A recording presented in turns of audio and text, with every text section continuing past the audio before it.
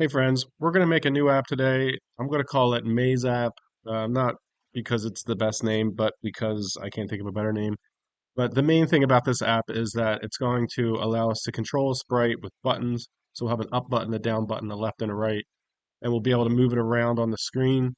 And a key thing about this will be that it won't be able to cross barriers that it's not supposed to be able to cross. So it won't be able to walk through walls and things like that. So we're going to click Create Apps and go to projects, start new project, and I'm going to call mine Maze App.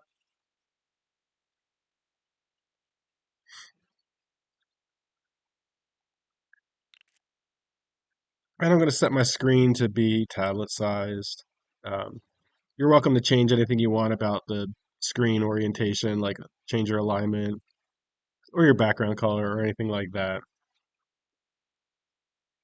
Once you've done that, if you choose to, now first thing we're going to want to have is a canvas. So if you look on the left-hand side over here, I'm just going to scroll down. I'm looking for drawing and animation. So if I click there, I can find canvas.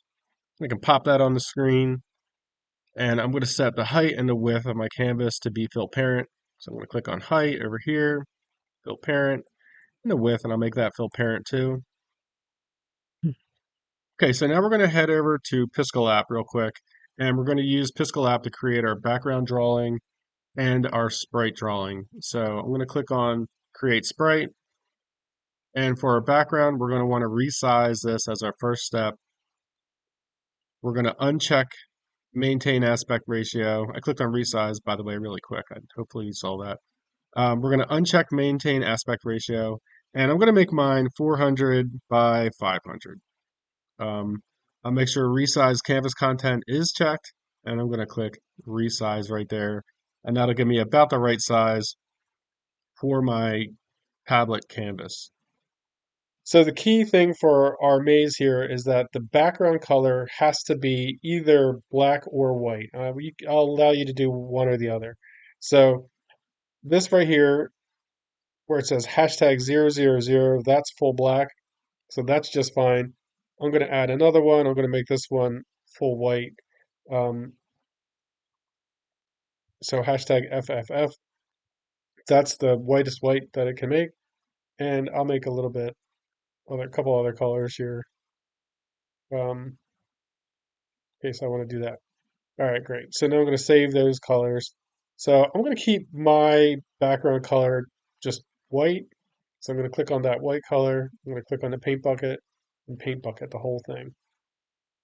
Now you can draw whatever color you want for the rest of it. I think I'm going to go with these green colors, and I'm just going to make a real quick, um, some real quick shapes. These are just shapes that the sprite won't be able to cross through. Make sure I close them fully. So it doesn't really matter what these shapes are. They can be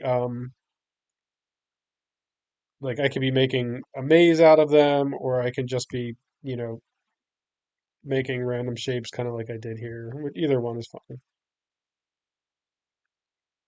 Either way, I want to make sure that there's big open areas that are accessible to the sprite because I want to make sure that they can, move around and stuff like that. So I don't want to make this overly detailed or anything like that. I'm just going to kind of fill these in. That's good enough. So you can make yours as fancy as you want. I'm just doing it quick here so you don't have to sit and watch me draw. So I'm going to go to export. I'm going to choose PNG. So I downloaded that. I'm going to create a new sprite. And the sprite I'm going to make is going to be, I'm going to go to resize again. So I did that kind of fast. I'm going to go to resize again. And I'm going to make this 75 by 75. I think anything between 50 by 50 and I don't know, 100 by 100 is a good size. You can make it wider or taller. It doesn't have to be square. Um, I'm not going to spend a lot of time making some kind of awesome character. I'm going to just make some colors real fast here, and I don't know. I don't know what I'm going to draw.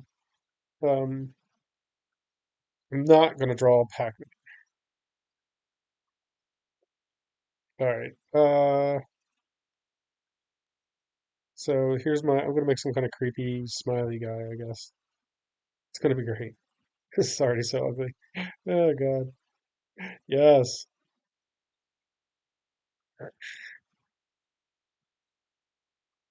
All right, awesome. Yes.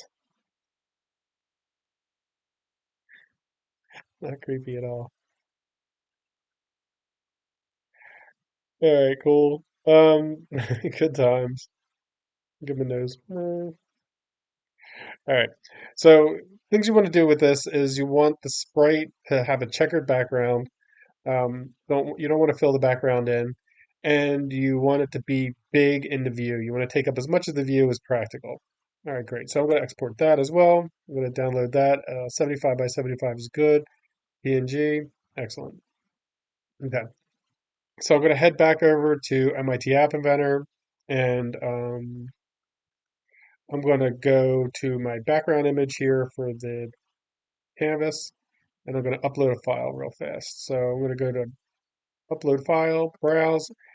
If you're on a Chromebook, you're going to go to uh, downloads, go to files, download, and you'll find it. Mine's going to be in downloads here.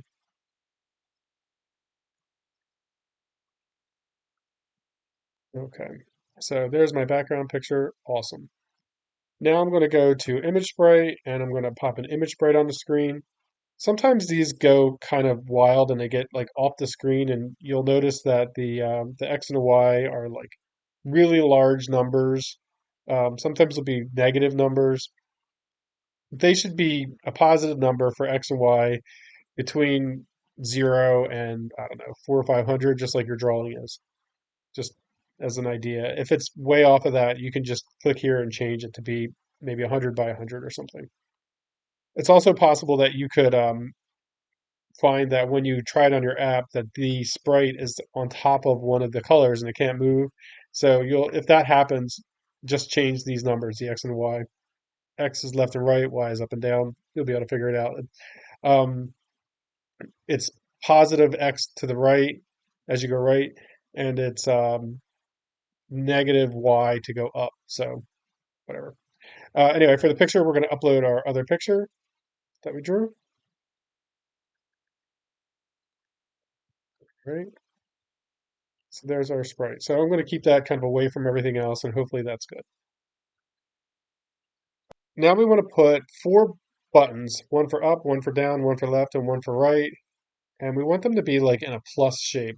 Um, and so to do that, we're going to go to layout, and I'm going to find table arrangement. So I'm going to put that at the bottom.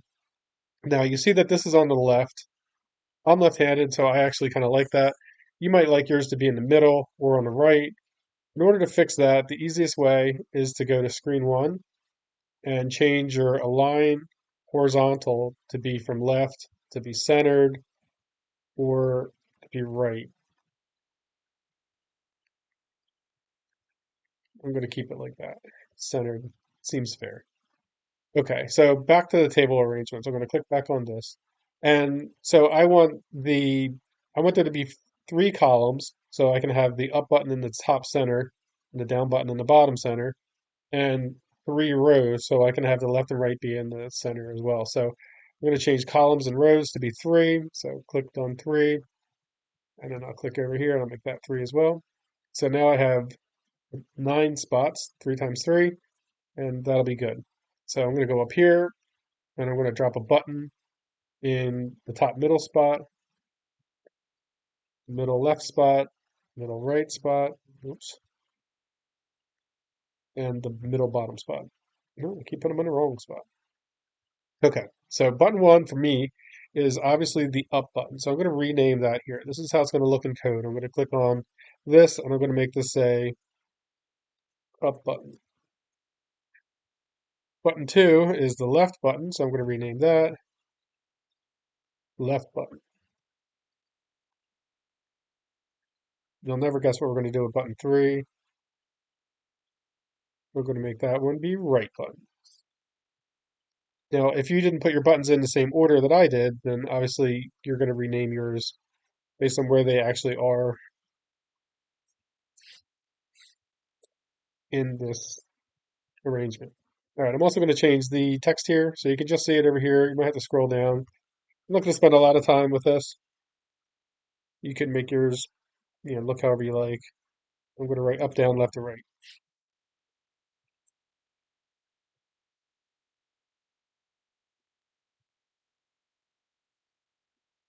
And you can change the background too of things if you want to, like the background of screen one, if you want to change the color for that, whatever you want to do. But that's going to be good. That's good enough for me. Okay, so the only thing we have to do now is go to blocks and code this up. So we're going to code this so that when we press the up button, the sprite goes up. When we press the down button, the sprite goes down, and left and right. So one thing you need to know is that the the let's see, pressing the up button, we're going to want to move the sprite up. So we're going to change the sprite's location um, by by subtracting from the y. So if you notice right now, for example, the y is 150, and if I move it up a little bit, it got smaller. And if I move it right a little bit, you'll see that the x got larger. So we're going to add to x to go right, and we're going to subtract from y to go up. We're going to add to it to go down. So we'll kind of keep that in mind. So now we're going to go to blocks, and let's get started. So um, let's code the up button first. So I'm going to click on when up button click do,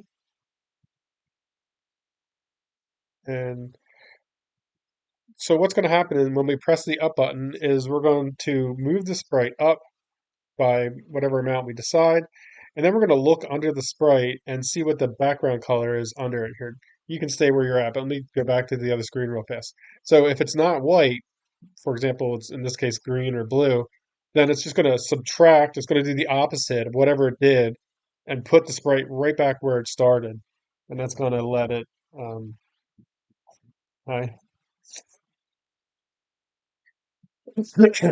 hi. Go away.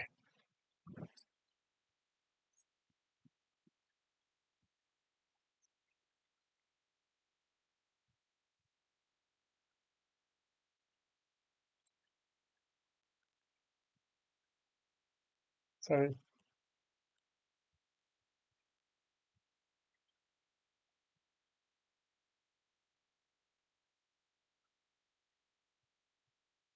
So the way we're going to control it to stop it from going places where it's not supposed to go is when the sprite is moved, we're going to look under the sprite and see if the background color is the right color, i.e. if it's white or black. Um, and if it's not the right color, we're just going to undo whatever we did. That's the basic process here. So um, one of the things we're going to have right away then is we're going to have to remember where we just were. So we're going to make two variables. I'm going to go to variables and we're going to initialize global name. And I'm going to call this old x. And I'm just going to set this to be 0. So if I type 0 and press enter, it should autofill. You can also go to math and get a 0 and drop it in. And then I'm going to duplicate this. And we're going to set the second one to be old y, like that. Okay. So now we're going to go to old x. I'm going to point to the text, but I'm not going to click there. And we're going to find set global old x2. Pop that right there. And I'm going to go to image sprite 1. Then I'm going to scroll all the way down to the bottom.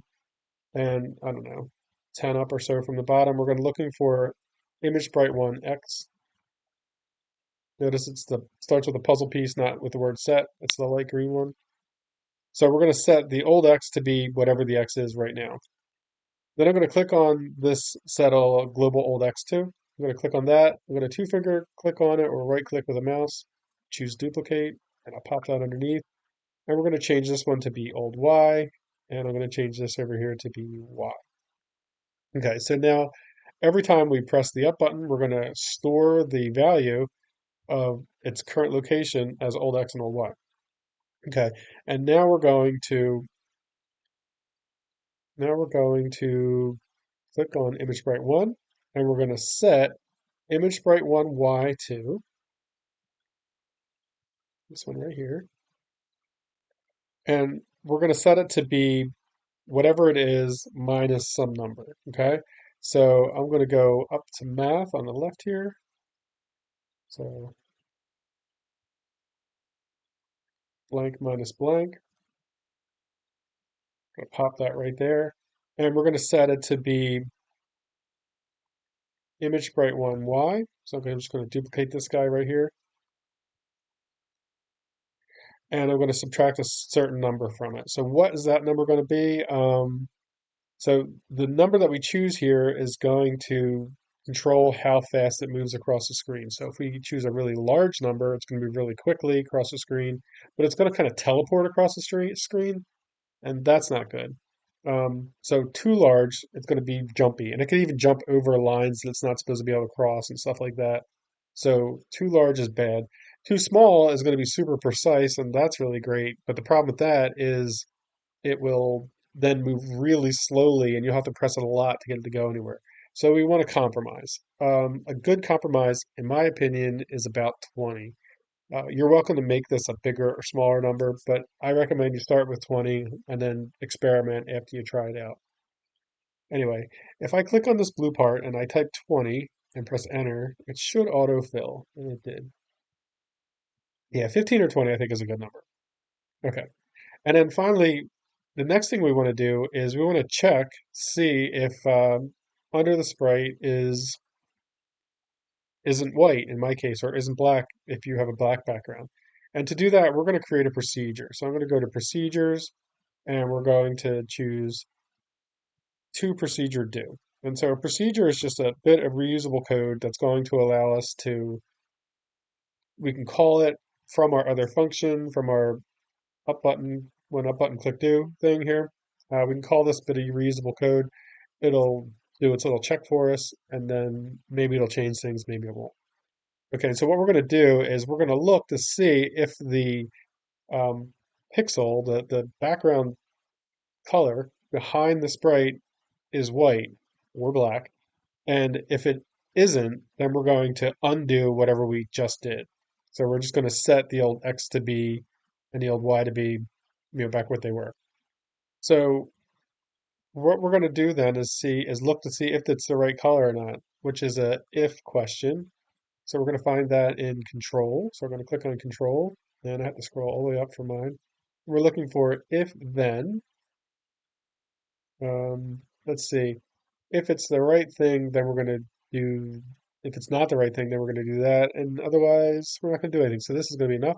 So we'll pop that right there. And so let's see. Next, we're going to compare two things. So I'm going to go to logic, and I'm going to find blank equals blank. All right.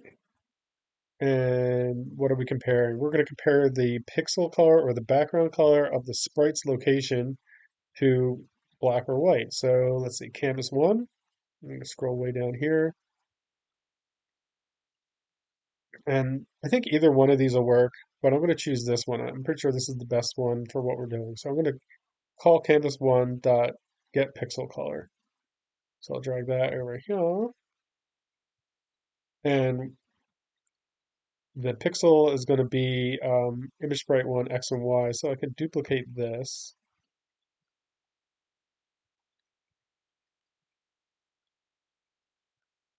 And we're going to duplicate it again. So if you don't know, you duplicate by two-finger clicking on it, and then you can choose duplicate. You can also, of course, go to image sprite one, and you can scroll all the way down, and you can find them there. All right, so this has to be X has to be X, and Y has to be Y. Okay, perfect. And then I want to see if it's not the right color, so we're going to look for what it isn't. So I'm going to click on the equal sign and change that to not equals. And finally, we're going to go to colors. And for mine, I chose white. So you could choose black as well. You could really do any color. This could be make a color. Like you could go back to colors, and if you know the RGB value, you could actually do this. So it could be any color actually, but just to make life easier, I said to make it black or white. So make sure that it's actually black or white. So this is, notice it says #000, that's black. So if you had a black background, that's what you want to choose. And this should be #FFF. That's the one I want because mine is white. Okay, so if the pixel color behind the sprite doesn't equal white, so it's in the wrong place, it's covering up something that it shouldn't be covering up, then we're going to want to set the image sprite to be um, back where it started. So rather than copy over there, I'm just going to go back to image sprite 1 and I'm going to scroll down. I'm looking for set image sprite 1 x2. So for this particular one, for up, we didn't change x, but I don't care. I'm just going to change everything back so we can have one procedure kind of do it all, and that'll work really good for us. So I'm going to point to where it says old x, and I'm going to get old x, and I'm going to pop that right there. Okay, great. And now I'm going to duplicate this. Probably going way too fast. And I'm going to set this to be y and y. Okay. So if it's the wrong color, it's going to set it back to the old x and the old y. Okay.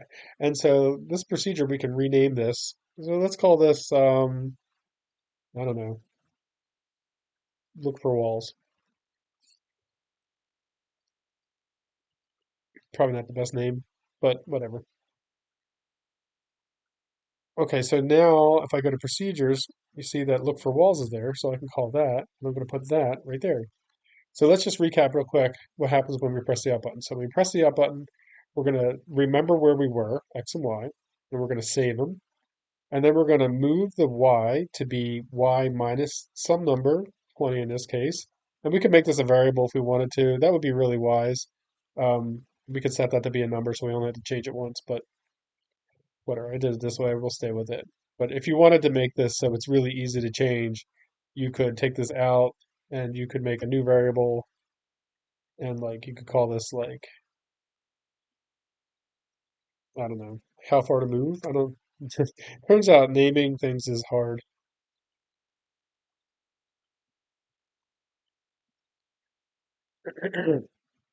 And you can set that to be 20. And the reason why this is nice to do this as a variable is because then you only have to change one thing instead of four. Um, whatever. If you have 20 there, that's totally fine. I guess since I changed it, I'll keep it like that. But it bothers me now that this is covering each other up. So it doesn't matter. You can either have that as 20 or you can have that as the variable I just created. Okay, great. So now we have it for the up button. So we're going to do it for the rest of the buttons. Now it's going to be really quick. So I'm going to click on when up button click do. I'm going to two-finger click and duplicate it one time. Just do it one time. Don't try to jump ahead. And now we're going to change this to be left. And the reason why we're doing left is because left is the same math operation, except it's going to be for x instead of y. So I only have to change these two from y to x. All right, so once we've done that, then we're going to duplicate it again. And this time we're going to rename it to be right button. And instead of being subtract, it's going to be add. We're going to add to these. So I'm just going to take this out and set it there because I need all the stuff that's in it. I'm going to go to math and get blank plus blank, that. And then I'll take these guys out and I'll pop them in there. So now I can just delete this. So that's our right button code. And finally, the last one, we'll duplicate it one last time. And this will be down this time, down button. And so just like the first one, this one is just going to switch X, this time from Y to X, we're going to switch back again, back to Y. Okay, great. So, okay, great. So now the up button works, the down button works, the right and left work. And the sprite shouldn't be able to cross onto anything that doesn't have a white background. So on this view here, it won't be able to cross into any of these things. And if the spacing is actually this big, it won't be able to cross between these either. So if it turns out that this is too large, we can fix that a couple of different ways. One thing that we can do is with the image sprite selected, we can change its height and width to be different than automatic. So we know that this was 75 by 75. So if I wanted this to be a little smaller, like maybe I wanted it to be 50, I can change it to be 50. I know it's hard to read on there. It's hard for me to zoom on here. And now it's a little smaller. So that's a little easier.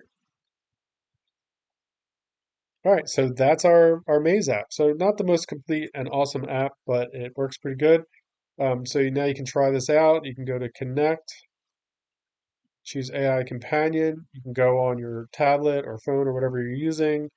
You have to make sure you have the MIT App Inventor app installed on there, and then you can click on that, scan it with your device, and give it a try. Let me know how it works.